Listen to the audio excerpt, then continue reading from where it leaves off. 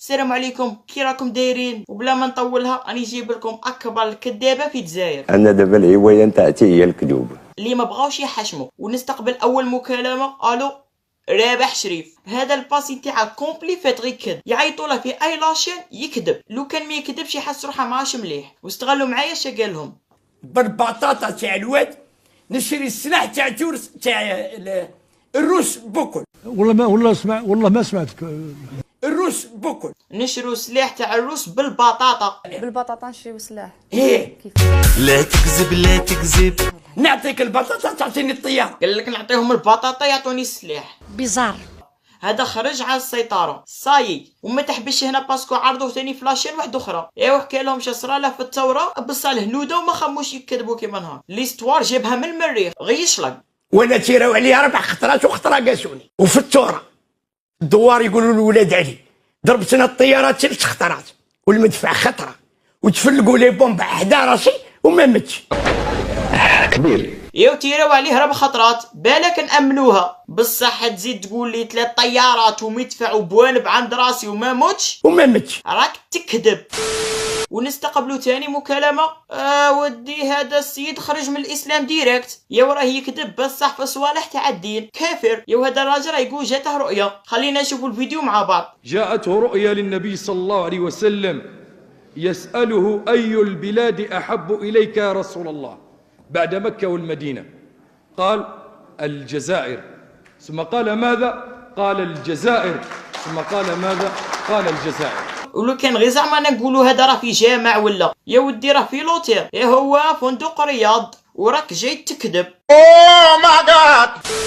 ونستقبلوا ثالث مكالمة. يا ودي هذا الراجل خرج من الحدود تاع الكذب، راه شلق بعيد هذا. مجاهد يحكي لي كنت في ولاية أضرار يقول لي يقول الله سبحانه وتعالى بعث محمد رحمة للعالمين وبعث عبد العزيز بوتفليقة رحمة للجزائريين. هي يا راك تكذب يا راك تكذب، باسكو تقول لي قالها لي مجاهد وهذه منا ولا ما قالها لك مجاهد ني والو، راك اخترعتها في عقلك. او ديرهم عارضينك في مقابله وماكش عارف شا تهدر وراك اخترعت لهم قصه من الفضاء.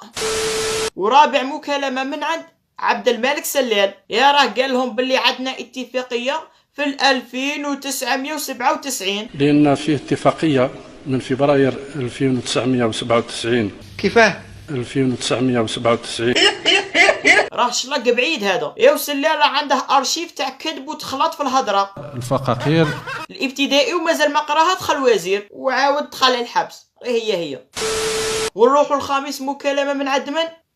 والله ما على بالي شكون هادي. المهم راهي تكذب.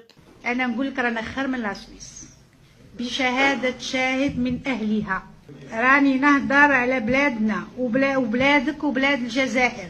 اوكي. يا لو كان غير حبست هنا باللي الجزائر خمس سويسرا، ودي زادت فيها شويه باللي جات عندها السفيره تاع سويسرا وتخربيش ومنا. تفرجوا معايا الفيديو. جاتني سفيره لا سويس وقالت لي بلادكم خير من بلادنا.